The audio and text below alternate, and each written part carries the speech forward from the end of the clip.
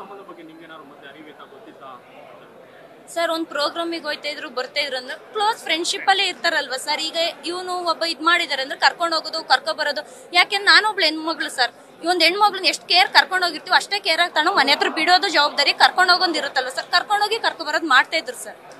Program ಇದ್ದಾಗ ಹೋಗಿ ಬರೋದು ಮಾಡ್ತಾ ಇದ್ರು ಸರ್. ಅವರಿಬ್ರು ರಿಲೇಶನ್ ಹೇಳ್ಕೊಂಡಿದ್ರು ಗೊತ್ತಿತ್ತು ಅಂತ ರೀಸೆಂಟ್ ಆಗಿ ಮದುವೆ ಆಗ್ತೀನಿ ಅಂತ ಪ್ರಮಾಣ ಮಾಡಿದ್ರೆ ಸರ್ ಅದೆಲ್ಲ ಗೊತ್ತಿಲ್ಲ ಸರ್. ಅದೆಲ್ಲ ಶೆಡ್ ಅಂತ ಸರ್. ಈಗ ಕೆಲವೊಂದು ವಿಡಿಯೋಸ್ಗಳೆಲ್ಲ ಬರ್ತಾ ಇದೆ ಸರ್. ಇದೇ ಬ್ಲಾಕ್ ಮೇಲ್ ಅನ್ಸುತ್ತೆ ಅವಳ್ದು. ಈಗ ಒಂದು ಕೆಲವೊಂದು ವಿಡಿಯೋಗಳೆಲ್ಲ ಬರ್ತಾ ಇದಾವಲ್ಲ ಸರ್. ಆಡಿಯೋ ವಿಡಿಯೋ ಎಲ್ಲ ಸಾಯ್ತೀನಿ ಅಂತ ಒಂದು ವಿಡಿಯೋದಲ್ಲಿ ಹೇಳಿದ್ದಾರೆ.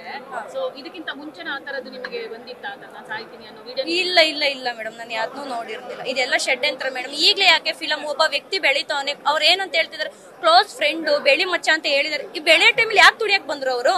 ಇದೆಲ್ಲ ಮುಗಿದ ಮೇಲೂ ಬರ್ಬೋದಾಗಿತ್ತು. ಇಲ್ಲ ಅಷ್ಟು ವರ್ಷದಿಂದಲ್ವೇ ರಿಲೇಶನ್ಶಿಪ್ ಇರೋರು ಮುಂಚೆನೆ ಕೊಡ್ಬೋದಾಗಿತ್ತು. ಈ ಸಿನಿಮಾಗೋಸ್ಕರನೇ ತಾನೇ ಇವರೆಲ್ಲ ಷಡ್ಯಂತ್ರ ಮಾಡಿ ಹಿಂಗ್ ಬಂದಿರೋದು. ಯಾರ ಮೇಲಾದ್ರೂ ಡೌಟ್ ಇದೆಯಾ? ನನ್ಗೆ ಯಾರ ಮೇಲೂ ಇಲ್ಲ ಮೇಡಮ್.